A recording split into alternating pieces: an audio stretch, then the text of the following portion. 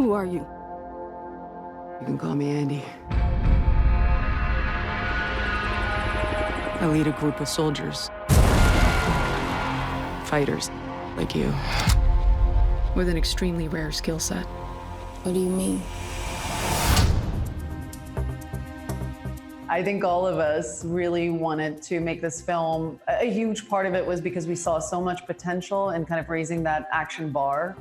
There were just these incredible set pieces that felt really exciting and fresh to explore physically. But that meant that all of the actors really had to be disciplined about dedicating themselves and kind of showing up to that gym, even when it hurt. And, there are days where it's really hard, but the consistency is really what pays off. And also just having a team that just never, ever gave in to anything that felt mediocre. I think that sometimes in superhero films, it just becomes about the fact that they are the hero and they have these really cool abilities and powers and all of that. This film, I feel, leans more into the fact that these are people who have happened to be given this extraordinary ability, but they are people and are still dealing with very human, real situations and in pain and hurt and circumstances. I definitely agree that the genre and the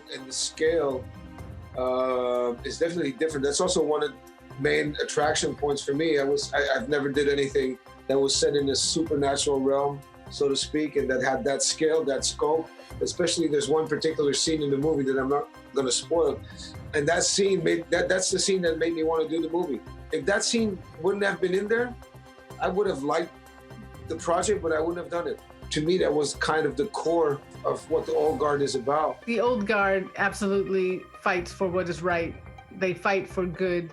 And that is a fight that has been going on for centuries. And one of the reasons why they feel exhausted at this point in the story, the fact that they've been doing this, yet the world keeps hurting itself over and over on the loop, despite how much they're fighting for good. But also when you think about what's going on today and how relevant and how needed they are, I would love to think that the Old Guard is out there during this global pandemic, through this strife that's happening in so many different countries, that they are out there fighting the good fight. Who are you?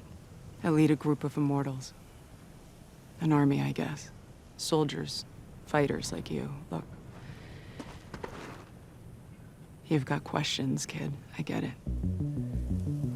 I play Andy, who has been alive for over 6,000 years. She's the first of the team to become immortal. And she spends the first couple of centuries very much alone. So by the time we find her in the story, she's lived a lot, and she's tired, and she's a bit demoralized and by just the world and humanity. And she's given up in many ways. Her sentiment is that the world should burn and that she doesn't care anymore. We find her kind of rediscovering her faith, not only in herself, but in humanity. And a lot of that happens through the character of Nile, played by Kiki, who slowly kind of breaks down her walls and brings her back to a more vulnerable state of understanding the purpose that they all serve and how important it is to keep fighting. Nile, she is the newest immortal. There hasn't been a new one in 200 years. So, by the time the story starts, like what Charlize was saying about Andy, Nile's on the complete opposite of that.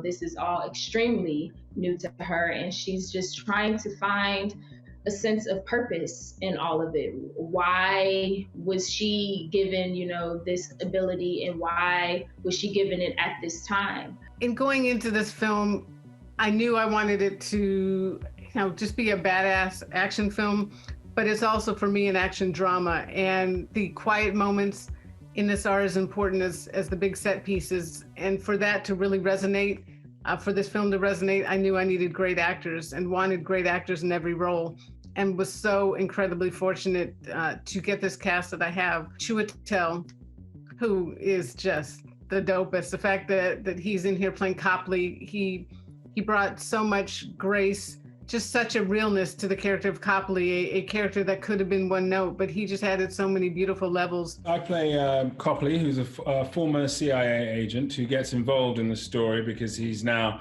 setting up some of the gigs that the old guard get up to, ostensibly to do good, to help in the world and so on. But as you know, his character and this character and several of the other characters, you know, there are ulterior motives at play, and he gets embroiled in the story into these delicate ethical, moral, and complex questions with the slightly more corporate and financial side of the world, and trying to find solutions, or how the old guard can create solutions to some of the problems that he's also faced, and some of the challenges that he's had on a personal level. Copley's, he has. I had a great deal of empathy for the character, and I think that was an important place to start. That you feel that you understand his journey and why he's doing the things that he does. And then I think that there's a very strong and interesting sense of evolution with this character that I also engaged with, and that made it very exciting and an interesting prospect to play that. You've seen my research. Now you know they're for real. What about the hard proof? Blood, tissue, bone, DNA? Recovering an uncontaminated sample of the site proved impossible. I need all of them, Copley. Being skilled in just one form of martial arts takes, a lifetime of dedication. And I've never really practiced martial arts. So, when you look at your time frame and you have 4 months and you have to perfect all of them, it's somewhat overwhelming. And so when she has one karate move, we really spent, a lot of time perfecting the technique, the posture, and the effortlessness of it. But we had to be really smart about that, because people really care about that stuff. People who love these movies, they really pay attention to that. And so you want to honor that and do it as perfect as you possibly can. I mean, it was intense. We would be training for hours a day. And I mean, that's training in the gym, that's doing stunts, that's doing tactical and weapons training. They weren't playing around. So thank you to our entire stunt team. They were amazing. You're the oldest. Yeah. So how old are you? Old. How old? Too old. Foremost, I give all props to Greg Rucka, who created such incredible characters and put them in this great story. To get Charlize and Kiki to embody these characters, it was a gift. Both really, really good actors. Both love the action genre and threw themselves into it, knowing how important it was that these two women look dope in all of the action. I think the combination of action as well as these amazing character arcs, it's not just, your lead who gets the big arc. Every single character in this film has a really brilliant, dramatic, emotional arc. And watching it for the first time, that is what sort of blew me away. You go from these very complex character studies and you just go straight into action, and that combination makes for a really thrilling film. There's so much to take from the old guard, and I think it's all of those kind of classic things, that you have a really great time. You've been thoroughly entertained. You've had an enjoyable experience, but it's also made you think a little bit about things that, and for me, it's things that have always been on the periphery that you consider from time to time, but like watching a film that allows you to kind of get under the hood a little bit and really explore ideas like immortality and the nature of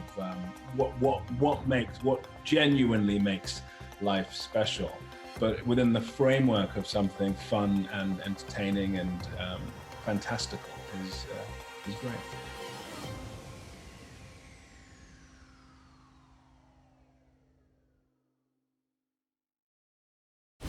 If we can unlock their genetic code, the entire world will be begging us for the key. You shouldn't have done that. We don't have all the answers. But we do have purpose.